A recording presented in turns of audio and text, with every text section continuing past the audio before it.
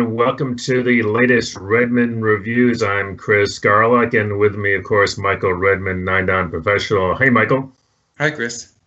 So you all rested up from our mammoth game 10. You ready to move on to the next batch? Yes, sir. Okay, cool. We'll do another Q&A once we get some feedback on that. But let's go ahead and what's the top line takeaway on game 11? Well, this is going to be a lot calmer than game number 10. Oh, good. But there's a lot of fighting that doesn't actually come into the game. So it's a relatively calm game, but there's a lot of variations that I can show you about things that could have happened. And so there's a lot of hidden, you might say, reading. I don't really know how AlphaGo does that, but there's a lot of hidden reading in the game. So we'll call this the duck game. You know, when you see ducks and they're going along on the pond and they're very calm on the top, but underneath their legs are paddling really, really fast. So this will be like that. Yeah. Of course, there is a final call for the life of a big white group, but that's an actual co. Yes, it's a co. Yes. Not like last time when the co that wasn't. All right, let's jump into it. Okay, let's get started. So this is actually an opening that sometimes happens. It's sort of interesting to see how the opening is sort of random, and so AlphaGo will play all sorts of moves. So there's only 2 or 3 games, I guess. There's a few games where White does play this 3-4 point. And I think actually sometimes Black will play the low Kakari at A, but there's a couple of games where it plays this high one. So now there's a position here where I've put an A and a B on the board. And so for White, White has 2 good moves that you could say White's making miai of them. White has the attachment at A, which is AlphaGo's favorite joseki in the lower left corner, or the pressing move at B, which is also a favorite for AlphaGo. So the feeling I get is that AlphaGo is making it one or the other. It's going to play one or the other of these 2 moves. And so Black answers this. And again, Black doesn't really have a favorite move for Black in the lower left corner. Usually it will probably just play an attachment at the 3 point. But it seems to attach a higher value to the lower right corner right now. So it plays here. And then White plays the attachment. So A and B were sort of interchangeable. They were miai points. And then we get to this point where, as I have always said, AlphaGo never plays this move. Like there's maybe one game or one game that I remember of the 50 games where it actually did play this. But I would give that game special reasons. Of course, White will play on the right side. In this position, it looks to me like Black has too many stones, like A and B are sort of redundant, so too many stones on the lower side. So I sort of agree. And this is in a similar position without this Kakari. Why don't we just mark up it a little bit even more? Without this exchange, you can often see this joseki in the lower left, and then Black playing away to play the Chinese style, or something like that. So it's very similar to what pros are doing. And I would say actually this marked exchange makes it easier for Black to fight on the lower side. So I agree with what AlphaGo is doing here. And White jumps in. And I think there's 2 games that have this exact same position in the 50 games. And both times AlphaGo jumped in here. A human would be sort of, my instinct would be to play on the 4th line. Because it looks, I would be afraid of getting hemmed in, but AlphaGo plays here every time. So an evasion rather than a 4th line would be more of a reduction. Well, there would be the element. There's an element of it being a pincer anyway. Right. But I think the reason that AlphaGo is happy on playing on the 3rd line is the next move sort of explains that. The fact that it finds that this is a very big point. It's going to play there whatever Black does. So like if Black plays a capping move, White might play here anyway. And it's looking at this. This is sort of hitting the underbelly of Black's knight shape on the right side. And so it's a move that white wants to play anyway.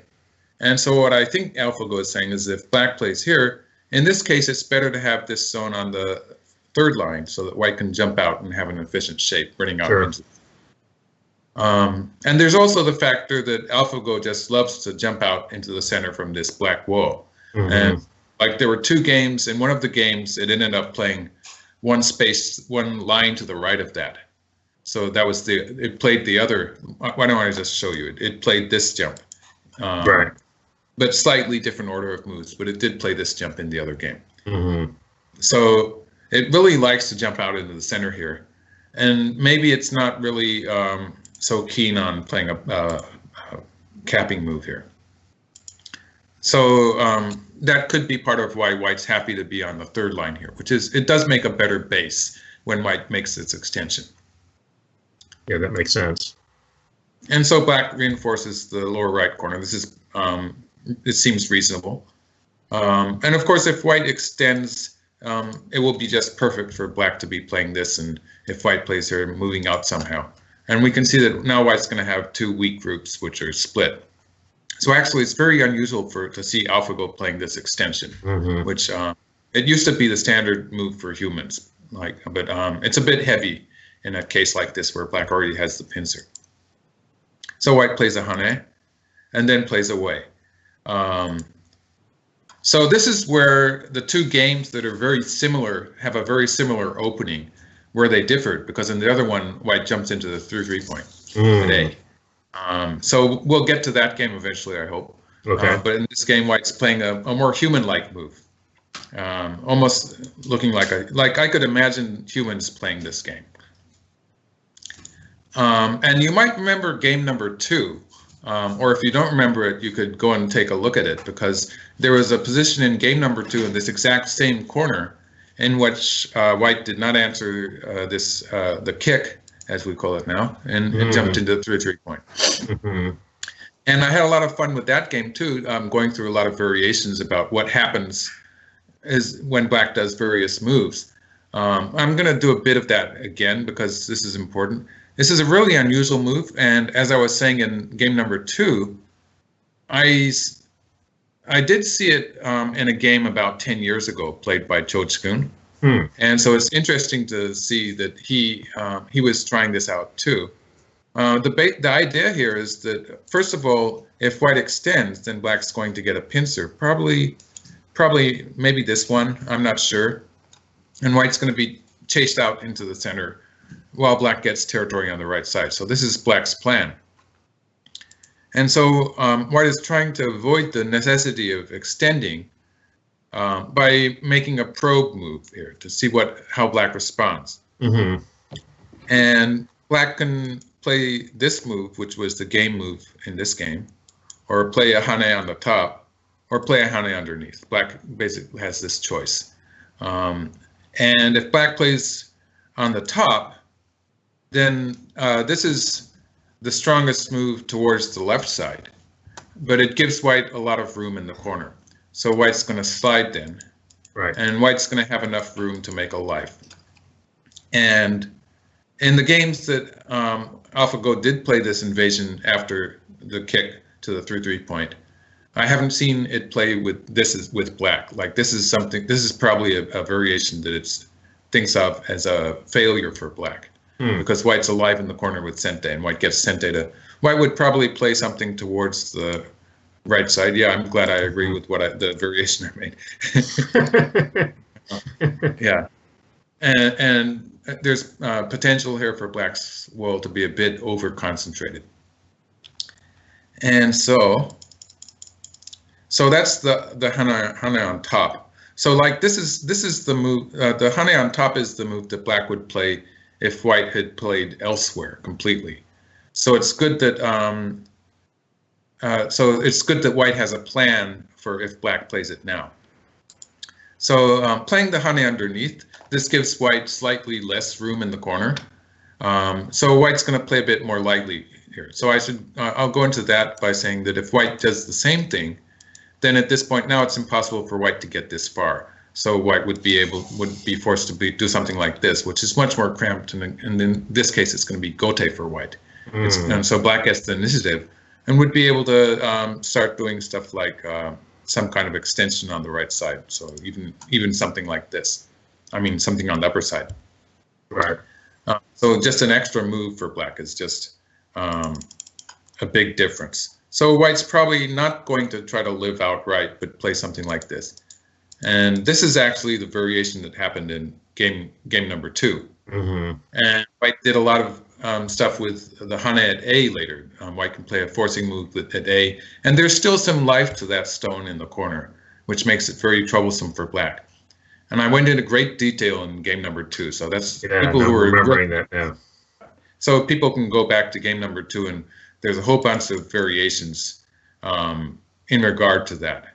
So there's these 2 Hanes, and this is actually the one that was played in another game in this series, game number 2. But in this game, black plays straight down. And the value of this move is that it really makes it cramped for white in the corner. And so in this case, if white does something like this, black can just capture this stone outright. And so there's a big difference there. And so now white plays here. And I'll just take it forward a few moves. Like black plays this, which is just a Kikashi that AlphaGo likes to play. And then black plays here.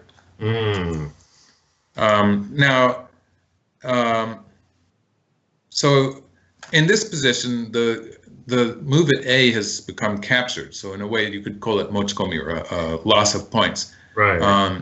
But there is a little bit of aji there that's going to come into play later in the game. Okay. And also the point is that white has avoided the necessity of playing at B.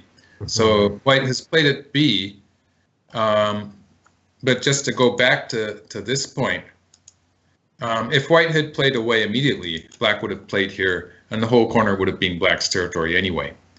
So at this point, playing this invasion and getting to this point, basically white has made black's Hane at B less meaningful, because black has to play this move on the right to finish out the corner. And so also white doesn't have to extend at B. And so it's sort of, for the time being, white has gained a move there. And so there's a local loss for white, but in return, white's getting a tempo, getting sente. So it's working in a way. Of course, if black plays away, this is black playing away, white can play here. And as I said, black can capture the stone, and white can play on the side. So white will be able to make a living shape there. Right. Well, a group that's going to be difficult to kill anyway. So black finishes off the corner. And white switches to here. This is a really interesting move. Wow. White's sort of trying to put pressure on black on the left side, and sort of running out of opening points at this point. Like an alternate move would be something like this. I was just thinking, just finish off that upper left corner, right? That's just a pretty big move. The value of this move is slightly reduced by the fact that the left side, let's just use a marker here for a bit. The left side is already reduced by this move. So the left side is not going to be turning into something big. And I would expect black to continue with something like this, and white plays something like this. Maybe black plays something like this to start building on the right side. And because white is not 100% safe on the lower side, white would have to allow black to get some kind of a moyo there on the right side. So, it's really a point where I wouldn't be sure myself. So it's hard for me to judge.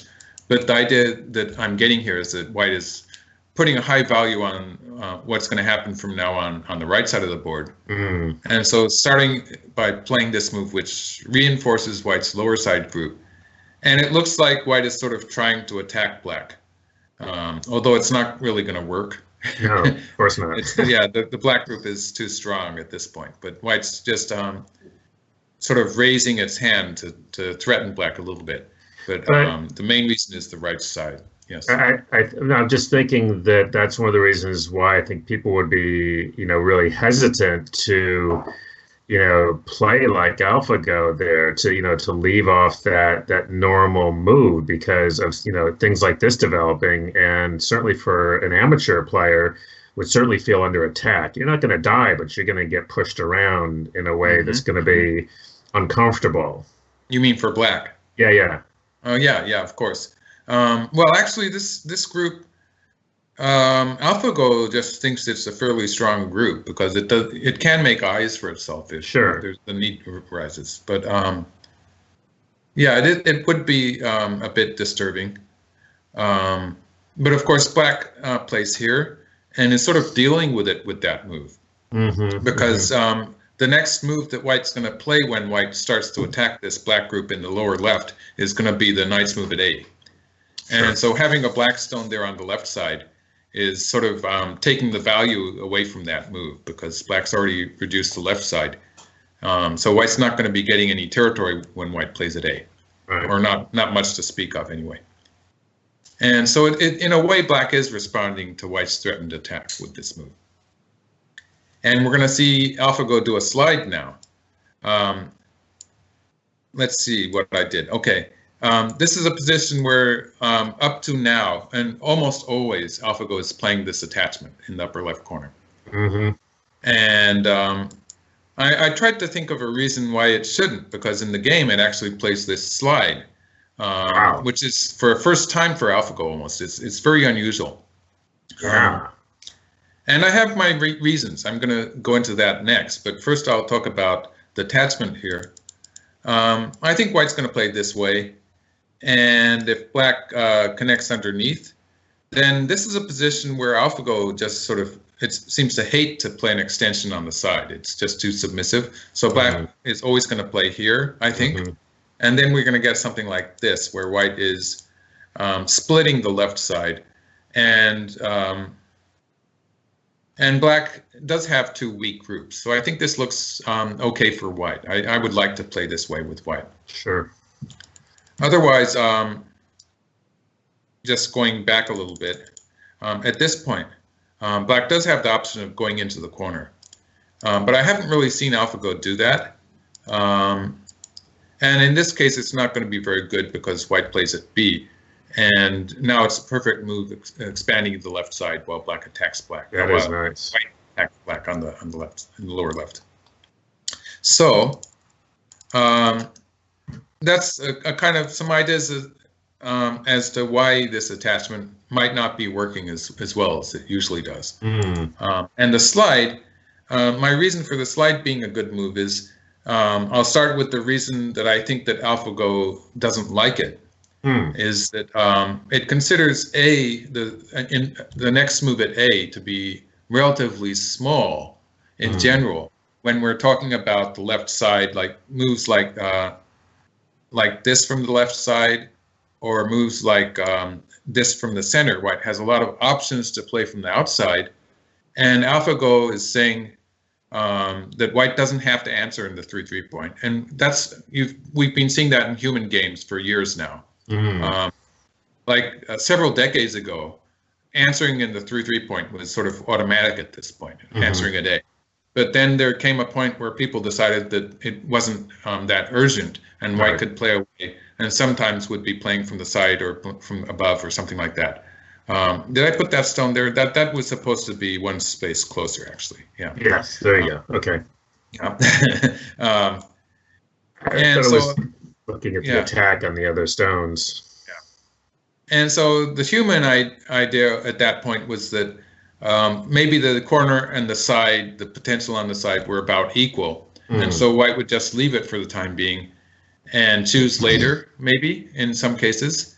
But I think AlphaGo takes that one step further and says that actually the side moves like this from the side or the center are more important than the corner. And the fact that it's not really urgent for white to answer now, it just gives white too much potential to play from the side or the center. And so in general, that's the reason that AlphaGo puts a low value to this slide and doesn't like to play it, you might say. But in this case, as we see, there's a stone at B that is reducing the value of the left side. And white has a very strong and low group in the lower left corner, which means that the left side doesn't really have very much potential. And so in this game in particular, the left side is a much more lower value than it would be if there were almost no stones on the board. And so I think AlphaGo is saying in this case, actually, the corner is bigger, or at least the same size. I'd have to ask AlphaGo. No, but it makes sense. It makes sense. Yeah. I like that too. And so white plays away. Now this is a nice move. The idea is that if black rolls, white's just gonna go along on the, I didn't have black roll. Well, in this case, white's gonna play like this and force black to take it. And then when white slides here, there is some pressure being putting on to the black group in the lower corner. Like there's this, if white plays here next, then that black group is not going to be alive. So to force black to answer like that would settle white's shape. And of course, if black curls, white's going to extend along on the fourth line. So that would be creating a stronger group in the center now. And so black just plays away. So that's since part of the problem here was the fact that the lower right corner could become a bit isolated. I think it makes sense that black is playing a move here. It's a big move. And white covers on the side. And it's sort of, I think it's sort of a move that many players, especially amateur players, would find this sort of strange for black to be allowing this. But there is the fact that there's this black stone on the second line here, which is reducing the value of the plays that white has just done. So it makes it feasible for black, although it's not bad for white either. The fact that black already has that stone on the second line that is sort of closing the door there to black's territory, it makes it okay to allow white to have this shape. And so black plays here. Now this is where it sort of gets interesting. Black is now sort of starting to settle the black group in the lower left area, and since black is strong in the lower right corner now, it looks like black can play a bit more offensively. And there's a question of does white curl or does white push here? It's one or the other. Yeah. And if white pushes, I think what black is planning to do is just to make a base there, which is pretty much alive. And we can see that now white doesn't have eye space. Black has a peep at A. And so that's going to be okay for black. That white doesn't have eyes, and it's probably a bit painful. So white crawls and black bumps against white. And this is a point where I have a problem with AlphaGo's moves. White played here. I was expecting that, actually. Yeah, it was a kind of a slightly slack move. It wasn't the strongest move, and the strongest move would be to play here. Yep. And so I looked into this and I tried to find a reason why this would be bad. And actually I couldn't. For instance, if black plays here, I think maybe this is what I would call the correct version, the correct variation, and white pulls back. I think this is better for white to have forced black to play that defensive move at A. And of course, white has a very nice connection here. So I like this better than the actual game. And what I would be afraid of is black jumping out one way or the other. So I would be looking at moves like this or moves like this, which could potentially be a problem for white. Well, if black jumps out this way, this gets really fun. Like this is the one I had most fun with, because white's going to push through and black's going to push through here. And white cannot capture those 3 stones. Oh, but actually, too bad. White's going to sacrifice everything here. And this knight's move here is a really a nice move because white can push all the way through. I got it. It's a nice knight's move. Very clever. Yeah. Okay. Yeah. And white plays on the outside now. Yeah. I like it. And this is really great for white because white has, of course, the forcing move here, but white also has the forcing move here. So it's one or the other. But white doesn't have these. Nice. So like if black plays this way, white's going to play straight down. And then if black plays away, white can capture the black stone with this move. Yeah, that is really cool. So black doesn't really have time to play this move, but it's going to play on the outside, after which white is just going to connect underneath. And so all of white's stones are connected. So cool. So this would be terrible for black. Yeah, it's a disaster. So I really like this variation where white throws away the side, sacrifices the side group. So this is just not working. If black plays here, it's quite simple. It's the same thing after white pushes through. Black does have to back up and protect on the left. So black does something like this. And this is just, it's no problem for white. Like white's already more or less alive on the side. Isn't that too good for white though? It's just too good for white. So we just end up going back to the variation I was showing at first, where black just pulls back here and white gets this shape. So this is my final result, but I think I'm going to say this is better than the game for white. Wow. Okay. All right. White actually played here, and black played the hane. And then, this is a really nice move. This is where white plays a probe here, and is starting to make use of the aji in the upper right corner. And as it is with most of AlphaGo's forcing moves, it's not really clear that white has to do it right now. AlphaGo just loves to play forcing moves. It's a bad habit, if you ask me. But white is sort of asking, how is black going to respond to this? And black has two choices, like this is the move that was played in the game, and locally it's a safe move. And then there's this move, which later on in the game, it would become the stronger move, giving away nothing. Right. And so white is sort of asking at this point, which one is black going to play? Like if black plays here, white can pull back and black can kill the corner group with this. So provided the outside group is alive, if the black group on the outside is alive, then this would maybe be the best way for black to kill white. But of course, white gets the peep, which is something already. And then if white gets stones, white already has the forcing move at A. And if white gets stones at B and C, then it could turn into a semi-eye.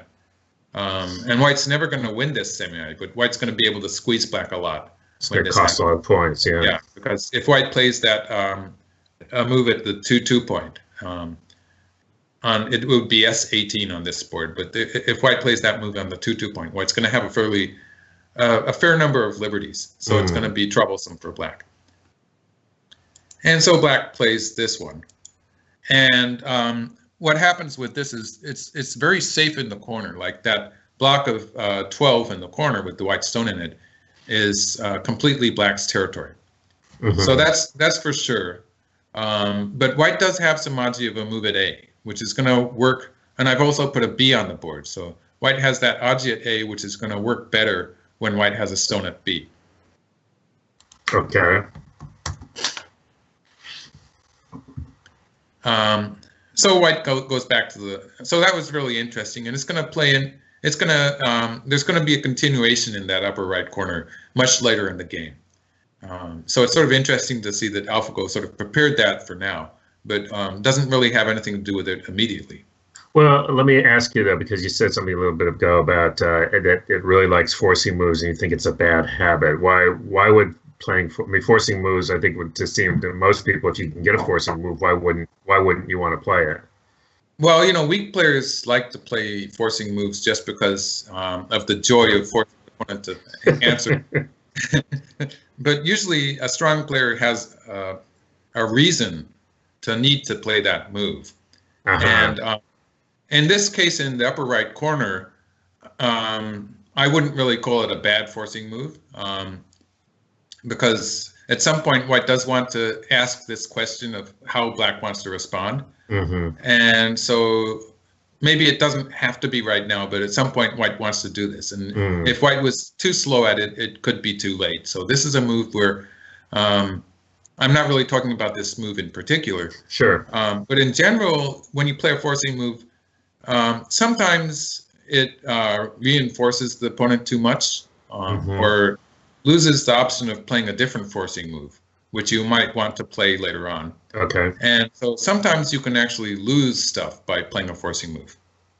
And in many cases, later in the game, the most common forcing move that I don't like about AlphaGo is when it plays something that looks like a co-threat. So it's just a forcing move because it's Atari or something. Right. Throws away a co-threat. It throws away a co-threat. It usually, it's very good at later stages of the game. So usually it's not making a mistake that's going to change the outcome of the game. Right. Like it throws away a co-threat when it has one extra co-threat that it doesn't need. And so it's really annoying because I want to say it's very bad, but it's actually not a losing move in that particular position. Right. But sometimes when it's losing by half a point, for instance, it will sometimes throw away 2 co-threats and then lose the co by. Is this the game that happens? It throws away 2 co-threats, and then it loses the co, but that changes the result to 1.5 points instead of half a point. And in the Chinese rules, that's the same result. So it doesn't. Basically, it's the same thing. It doesn't care. It doesn't care. Yeah. Which is annoying.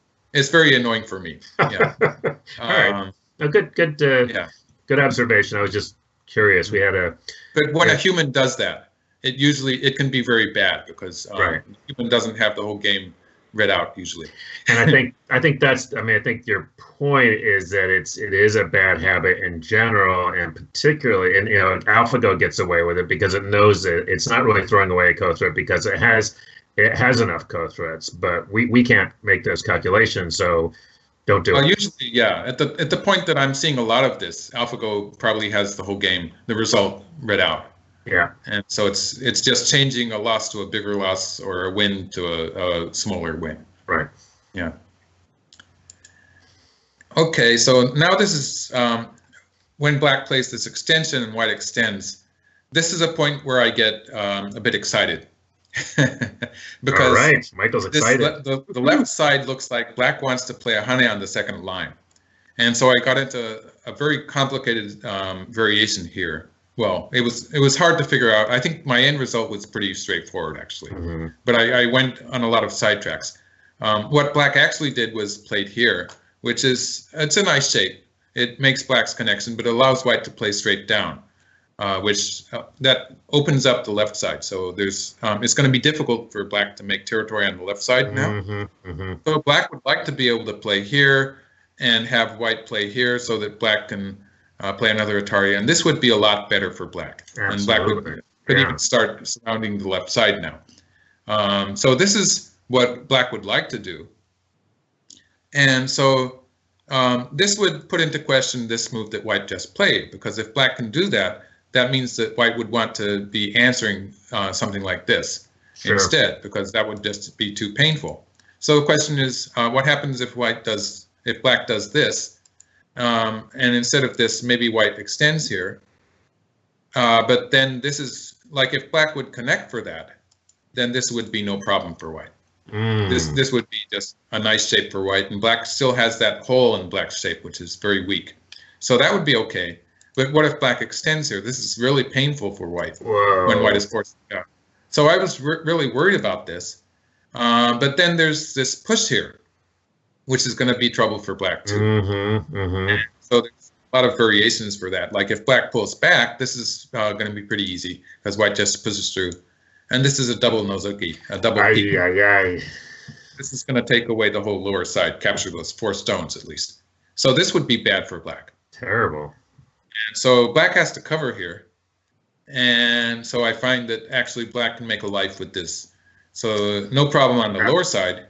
But then white's going to play the nice here. Yeah, that's. And this is where, feeling. I have a bad feeling about white too, because I went into a whole bunch of variations after this, which I discarded. I'm sorry, I'm not going to show it to people. Oh, you tease. But the result of that is that white cannot continue playing on the left side right now because the corner is in danger. I was going to say the corner looks like it's one move away from death. It's about to die.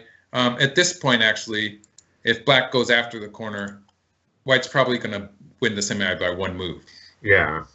So it's a very close semi, even if at this point. But at this point, white really needs to back off and protect the corner. So this is the variation I made.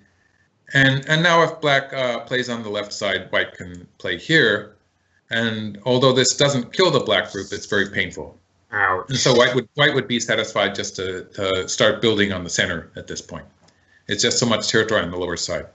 But going back to this, if black plays this move on this side, of course, then white's going to squeeze on the left side. So this is going to be good for white too. Because now white's alive in the corner. Yeah, and he's got that thickness on the outside too. Yeah, if black plays here, white just plays this, and this is going to be a kind of a comb shape. It's going to be a variation of the comb shape. It's a little scary, but it's okay. And so, I've decided that actually black cannot play this hane. So black played here, and so that was okay. Now this extension that white played in the center, that's a very big point. So the end result is that it was a good move. And black is not 100% alive yet. So this is working out okay for white. And black plays this move. And this is big because it's reducing white's center. And with that white stone at A, black doesn't really want to go after territory on the left side because it's going to be open on the side. So a move at B, that's where I have a marker at B, because if black plays at B, that would be surrounding the left side.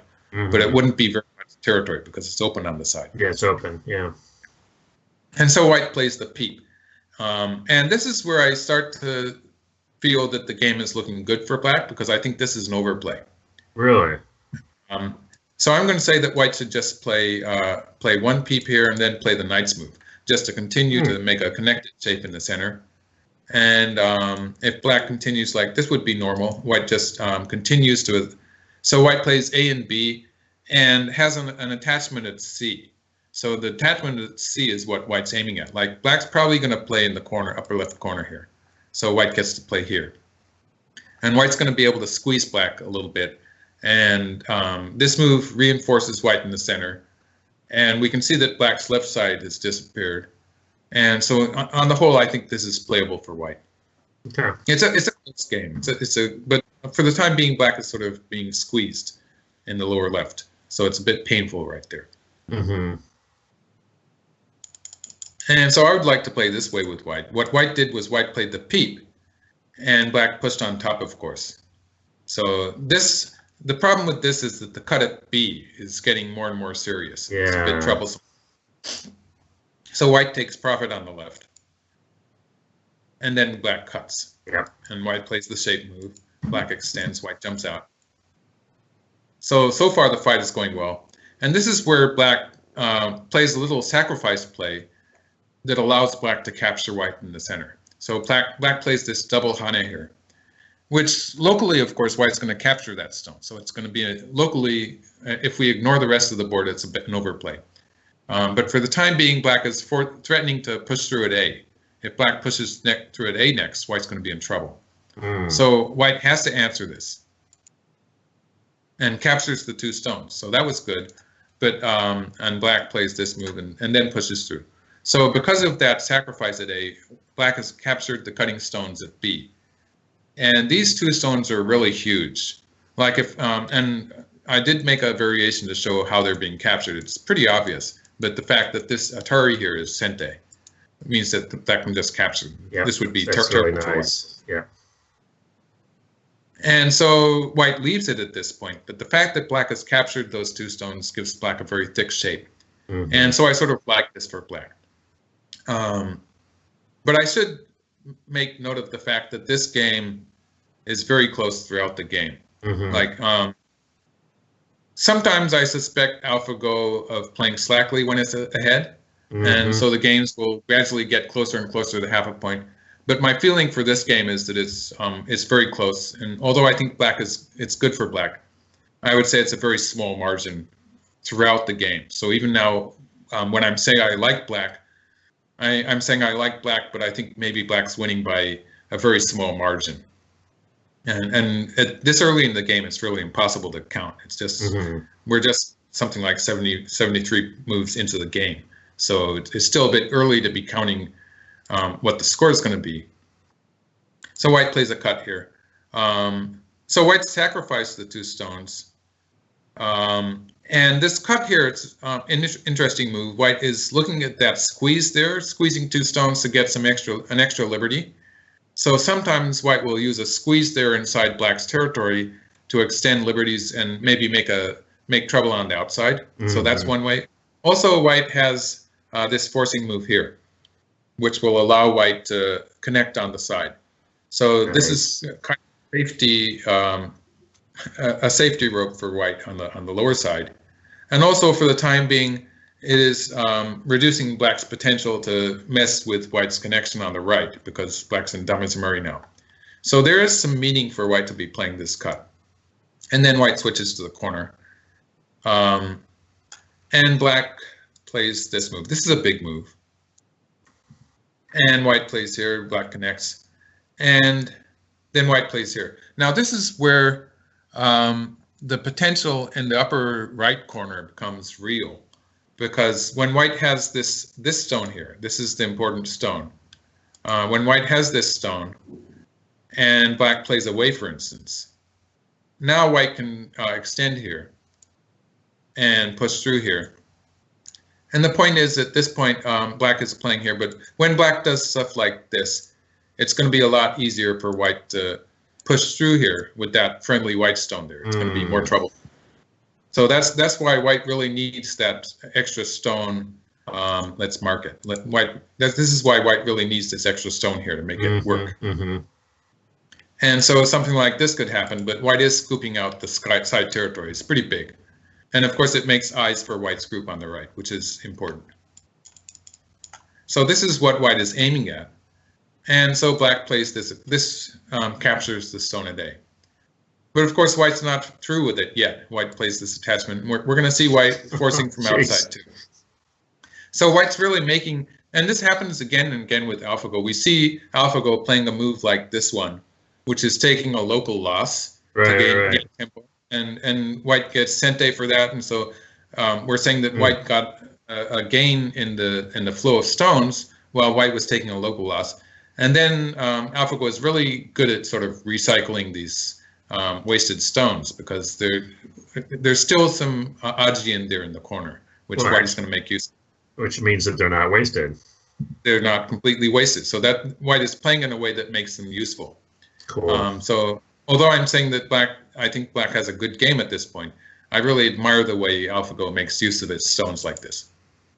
As you're saying, you really get your money's worth from the game too, because you're seeing all of this stuff coming out on the board. And so at this point of the game, I made a variation because it looks like white is trying to attack black in the upper left. So what happens if white plays here? Actually, it's not really that effective an attack, because black can just do stuff like this. And that corner in this kind of game, those points that black has just gained in the upper left corner, they're pretty big. And black plays this move towards the center. It's not really a big deal, because black does have an eye on the left. And a potential eye, for instance, a move here would capture a stone to make another eye. So it's going to be for white to have a very big attack against black. And maybe it's pretty big for black to have that stone at B. The crawling move there is pretty big. So I'm going to say that, and I put that variation in there because white just forfeited that attack and took the corner territory instead. Which I think is reasonable. It forces black to play here. And black still is not 100% safe. So it makes sense. So then white plays here. So this is the final stage where white is again making use of those marked stones. So what is white trying to do? Naturally, black would first think of, obviously if black plays, let's have one more thing. If black plays here, obviously this is a good exchange for white. Sure. It's outside to so black wants to play here, but then white's going to play here. Now this is the order of moves here is very important. White plays here right now, and black has a lot of choices. Like, does black connect in the corner, or let's see, does black connect in the corner, connect here, or push out? There's about 3 choices black has. Yeah. Black connects in the corner. This is just perfect for white, because white just forces from the outside. So this would be good. I expect something like this to happen, where white is starting to control the center of the board. So this would be good for white. If black pushes through, though, this is going to be really troublesome, because white pushes through here, And we can see that allowing white to connect on the third line would be bad, so black has to cut. White cuts here, plays an Atari, and this is already trouble for black. Like, black can play some forcing moves here, maybe. We can allow black to play those forcing moves. It's still difficult for black because the best black can do is this ko here, which of course is dangerous for the outside black group too. So yeah. This is going to be a success for white. So this is part of it. So when black pushing through here once is a really troublesome move that can give. Of course, if black just connects here, then all white gets is the cover here with Sente. That's a big move too. Black just had to play 2 moves inside his own territory. So whatever black does, white's going to get some extra forcing moves here. So that's the meaning of this hane here. And black just plays away. And, there's no point. Yeah, so black didn't want to give white the tempo there. And this is a big move in the center. Like, as I was saying in those variations, for instance, in the variation where black plays here, we can see that this is the next point that white's going to be taking. Sure. So it's a big move. So white gets to squeeze black a little bit here. And there's a potential ko there on the right if white cuts on the second line. But I guess white doesn't have any ko threats for it right now. It's, too early. Black has some ko threats on the left side and stuff. So maybe it's a bit too early for white to be playing that ko. And of course, white loses a lot if white loses the ko. And so we get, and then white peeps here. From the flow of the stones where white is answering on the upper side and then sort of dodges into the center, it's sort of a strange flow of moves. And it's a move that would be relatively hard for a human player to think of because white is sort of trading on surrounding the upper side and isn't really, up to now, white wasn't really looking at this area in the center. But actually, it's a very good because the center is really important right now. And white is potentially putting some pressure on that black group in the upper left. So black actually answered that to protect black in the upper left. And so white got to play from the center once here. And this is where the game can take 2 tracks. Obviously, AlphaGo is going to take the exciting way. Of course. But yes, there is actually a very big move that is being left behind on the left side. And that is when white plays this move. This is the big move in the center of the board. It's an important move. And that's the area that black actually played with black's next move. But if white plays here, black's going to play this Atari and then push through on the left side. And this is really big because it puts pressure on white. White has to answer here somewhere. Yeah, something like that. And then black will, I'm not really sure about this final move for black. Taking the ko is a thick move, which would, it's probably a good time for black to finish off that ko. And this is, of course, part of the meaning here is that black is, in taking that ko, part of the process here is that black is going to reduce the center too. And black's gain with B is going to make a difference in white's corner territory. It's going to give black forcing moves in this area, for instance, really reduce the white territory. So this was a big move that black is about to play. Black could have played it earlier because locally it was Sente, but is about to play it now, I think. So what white does is white took the territorial move. And so this would be the game in which white would continue to surround the center. White would take a territorial loss on the left and then would surround the center, and the game would be entering the end game. So it would be heading towards a finish. It would be relatively simple.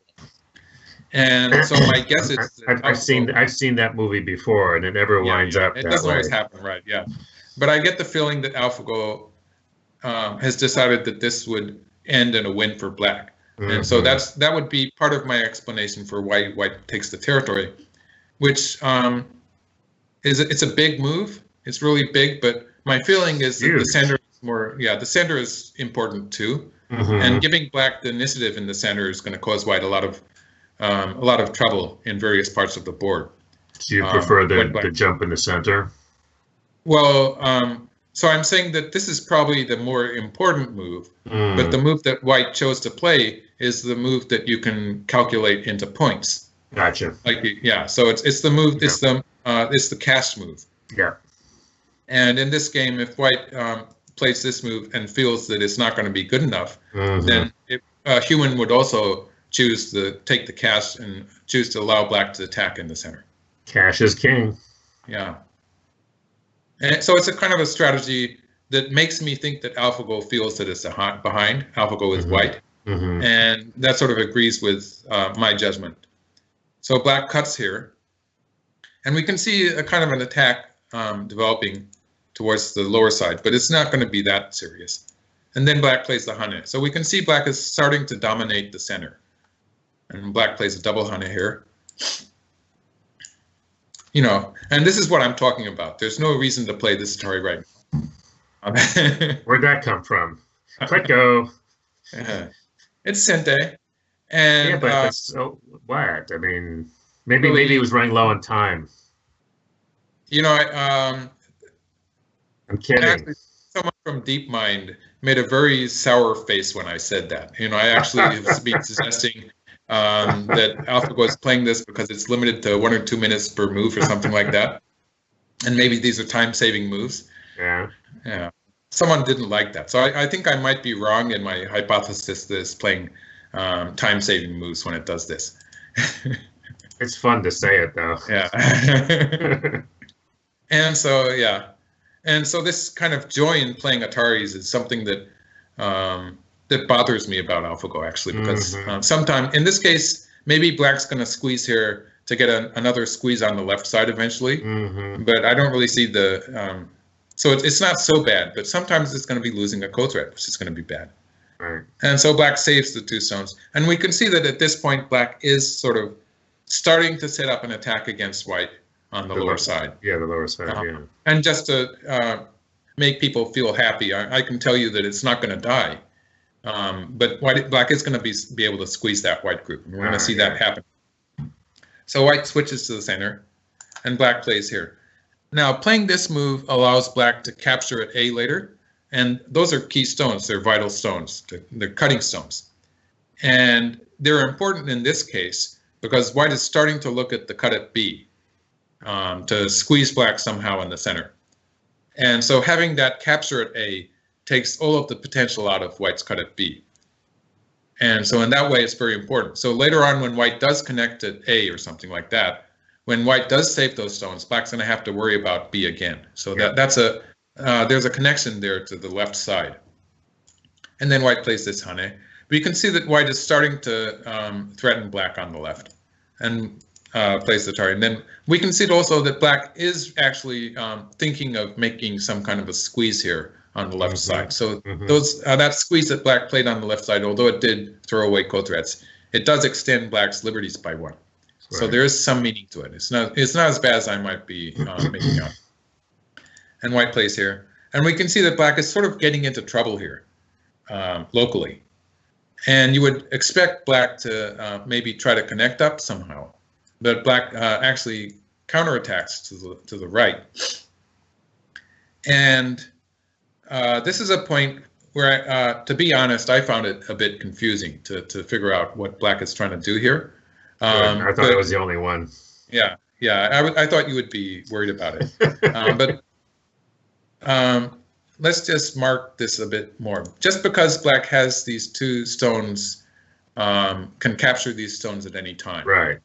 It makes black very thick in the center. It takes away all of white's, like otherwise white would be having forcing moves like this against the center. So this really takes away all of those forcing moves, and it gives black the threat to play at A. Black move at A would be a bit troublesome for white. And so when black plays this attachment on the upper side, black's not really connected up to the right yet, but it's going to be very troublesome if white tries to attack black because black has that move at A and also has a move at B, which could be troublesome for the whole group on the right. And so it was really difficult for me to analyze this, but I ended up deciding that white can't really attack black at this point. So white plays a very solid move here just That's to capture nice. that one black stone in the center. And then white connects here. So this is renewing the pressure on the left. And then black's upper side group, the black group on the upper side there is sort of still, it's not completely safe yet. There's some danger there, but it's smaller than white's group on the lower side. So right now what black is doing is black is attacking white on the lower side, and white's going to have to play on the lower side to make a life. And the reason black started with this, of course, is because if black plays, if black plays on this side, it's going to be very easy for white to connect underneath.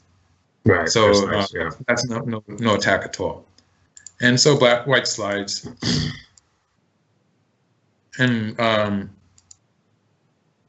white pulls back once. This is threatening the cut in the center, so black has to answer. Then white captures the stone. So now white's alive. So black returns to the center. So with this move, black is pretty much connected up to one side or the other. White connects the 5, and we can see that white is saving all those scattered stones. So white is gradually turning into a cohesive group now. And white has connected up. This is kind of a forced sequence in which black has protected the right side, and also black is connected up on the upper side now. And white has captured the key cutting stone. So the question now is that white has to make eyes, but of course it's white's turn, so white gets to make eyes. So this was kind of a planned sequence for white too.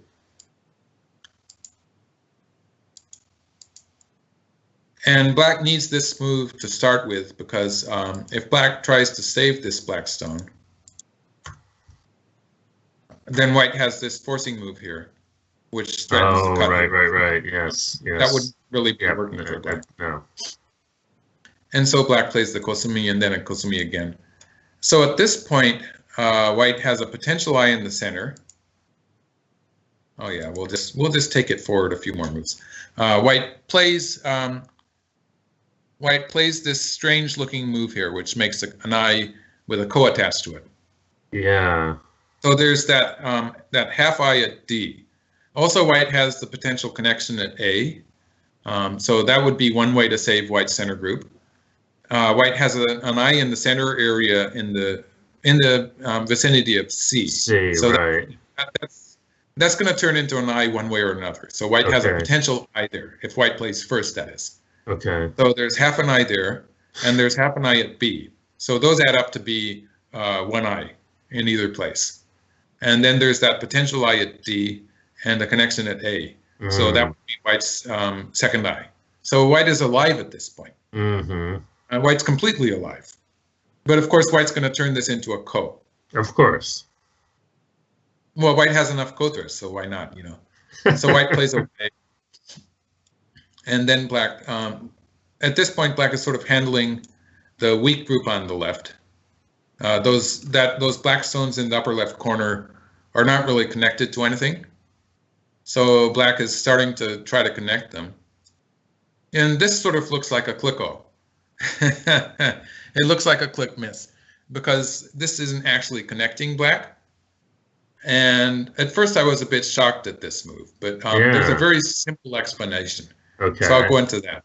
If white pushes through here, black just covers here, and white cuts black off. And so that's goodbye to the black stones on the left. Yeah. But So, black gets this piece.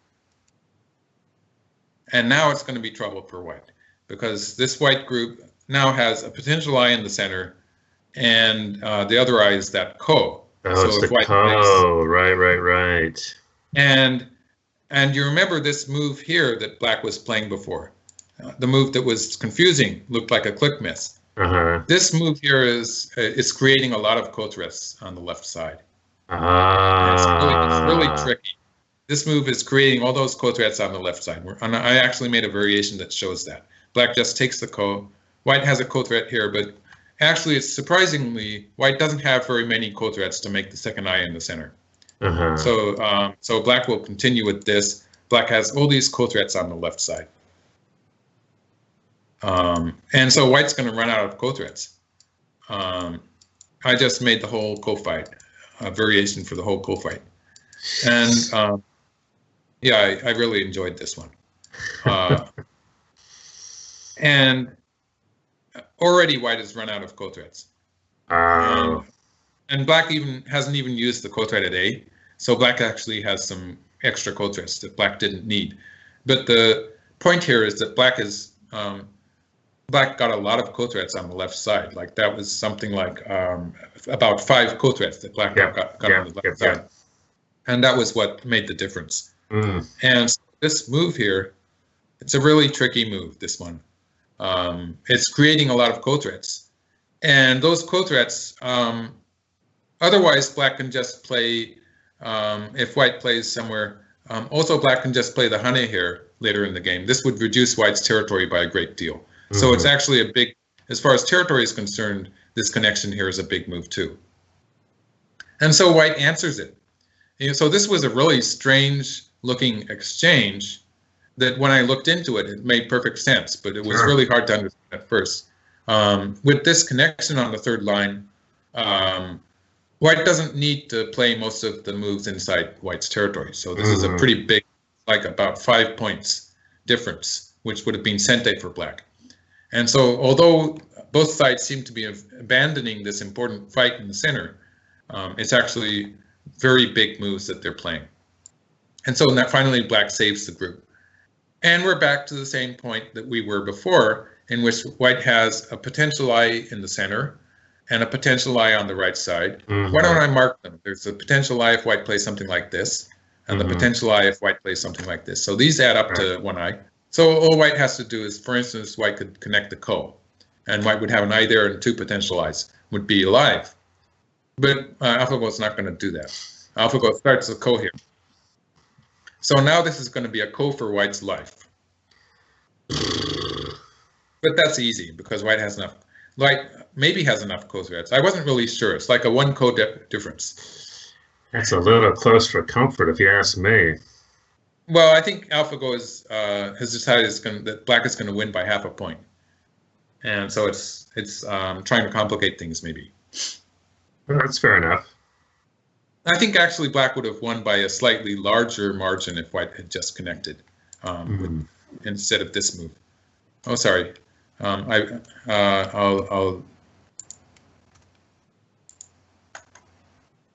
lost myself.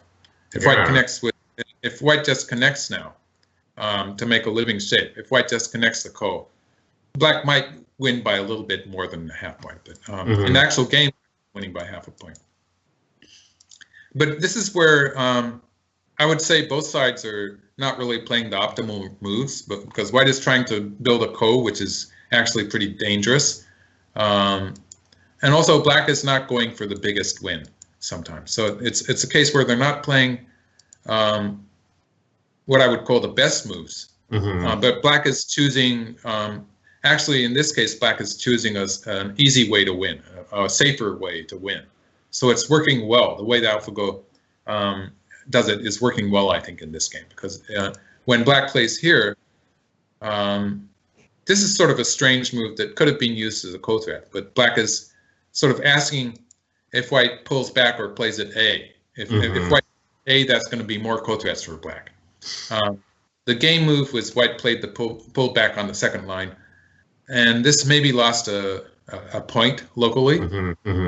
Really hard to say. It's a fine, when black plays the hane at B and white ignores that, then maybe there's not much difference anyway. So there's kind of a potential point that white gave in here, and then black says, okay, so much for the ko, and less white live.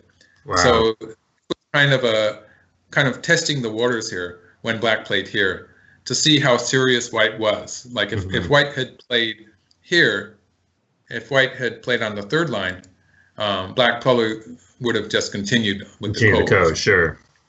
And that's a dangerous variation for white, and it was dangerous already. And it's going to be 1 ko difference, and maybe white's going to be okay, but I wasn't sure. There's all these various traits that were a bit confusing for me also. But the point is, when white plays here, now it's safe for black to stop the ko. And so we still have a lot of endgame to play. but I can't find any win for white. And actually, the endgame is really beautiful in this game. We're going to see white play a very nice move later. Right now, if white answers in the upper left corner, it's going to be relatively simple, and it's going to be the same result, or maybe maybe actually a bit better for black. So I agree with this move, and black cuts here. The point is that the upper left corner is bigger, but black needs to play 2 moves there because there's a ko now. So black's going to have to add another stone to the upper left corner, which makes white's move maybe better than answering in the upper left corner. So there's all this stuff happening. I just want to show you one more move, which is really neat. When black plays here, kill the white group. Really? On the lower side. Yes. You should be able to see it. If white leaves this, white's going to die. Or it's going to be a ko, actually.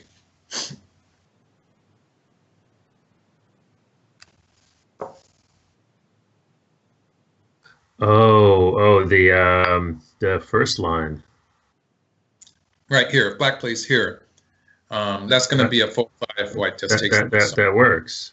So this is going to be, let's just put in a variation there.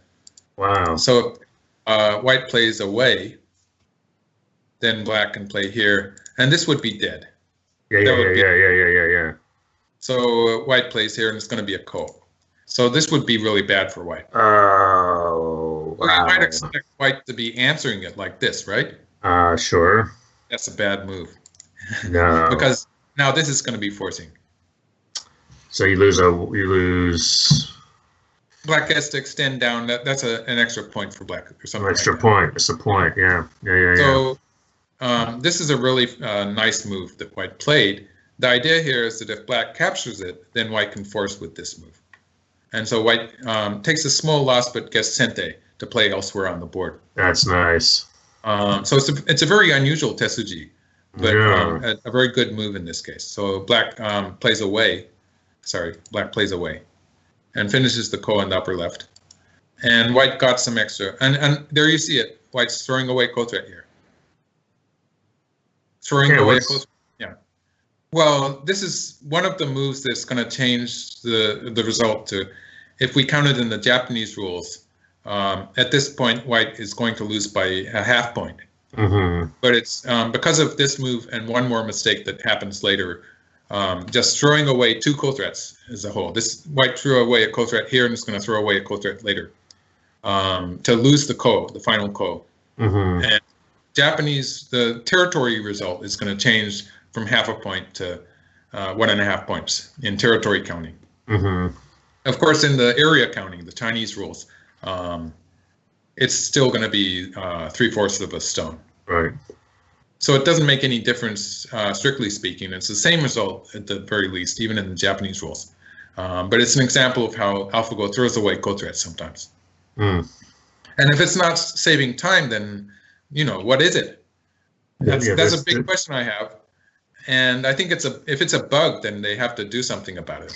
But, I know nothing of what I'm talking about, but I mean, it has a buggy feel to it because there is that move there. There's no reason to play that. Right. And so so the rest of the game is pretty straightforward. Let's see if there's anything else special. I think it's just a straightforward end game now. Black actually throws away a ko threat with this move too. This was a move that, since black never has to play this move. It's always going to send. Right. And the only time black plays this move is when black needs to make an eye here. So when black plays the mark point, it's worthwhile to play the target or not play it. It doesn't make any difference in that case. But when white cuts at the mark point, black still doesn't need that forcing move. So this is a point where actually black threw away a ko threat too. And so they're both throwing away ko threats. But both sides at this point are, even a human would know that black is going to win by half a point. So it doesn't make any difference. And this is where white threw away another ko threat. After this move, white had only 3 ko threats on the right. So this would give white more co-threats on the right. Like this would happen. I think I actually made a variation here where white fights the ko for a bit. And the way black plays those co-threats on the upper side here, with that move, this let's see, where is it? This move here. The way black, it's a sort of a neat shape there where black gets 4 co-threats. So this is worth looking at. And we can see the way white's playing on the right side here is actually not losing any points, but it gives white a final co-threat on the second line. And so now white is where they're playing the final ko. White has enough co-threats to win it. Actually, white has 1 more co-threat than black. So this final co-threat here is the extra co-threat that white gets by playing that variation, this variation that I'm showing, and it gives white 1 extra co-threat.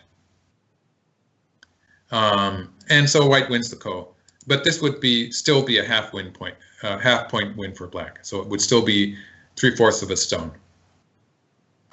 So it doesn't make any difference, you might say. Yeah, and I guess I'm wondering,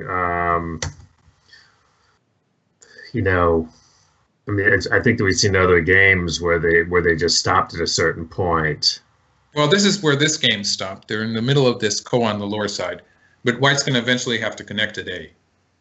And white has, at this point, white is going to run out of co-threats.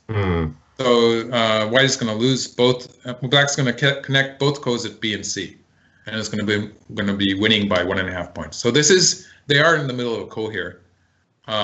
It's pretty close to the end of the game for AlphaGo. Quite often AlphaGo takes it this far, but sometimes it just quits very, very early. And if I look into the final endgame moves, then it turns out to be a half point anyway. So sometimes it quits much earlier than this, but in this case, it's pretty close to the end of the game. So this is interesting because, you know, last time we had the ko that wasn't, and this time we had the ko, the ko that just wouldn't go away. Yeah, white sort of invited this ko that was for the whole life of white's group. And as we saw, black didn't really need to play it. So black ended up not playing the ko after all. Wow. So black is won by 3/4 of a stone, just to make that clear. Yeah. Well, an amazing game, really, really interesting. And you know, Michael, one of the fascinating things here is, you know, and this has happened, you know, a number of times now, where you sort of feel, you know, because each game has a character, has a feeling to it, has a story to it, and you sort of say, oh, well, it looks like it's going to have this story, and you sort of think, you know, where it's like a movie. You know, you see a movie and you think, oh, okay, well, this person is going to have, but that person is. And, you know, time and again, it just does not play out that way. Right. And, not with AlphaGo. Yeah. They should have AlphaGo write scripts for movies. I'll tweet it at Dennis, suggest that too. I mean, frankly, that bar is so low that it would actually probably do very well in Hollywood. Right. Well, once again, a terrific analysis and a fascinating game, and we are a great way to launch the second in the 10-game series, taking us right along. So thank you, Michael, and thanks everybody for watching, and appreciate all your comments. We'll do another Q&A and get you back some answers to those as well. So keep those questions and comments coming, and we will see you all next week. Thanks again for watching.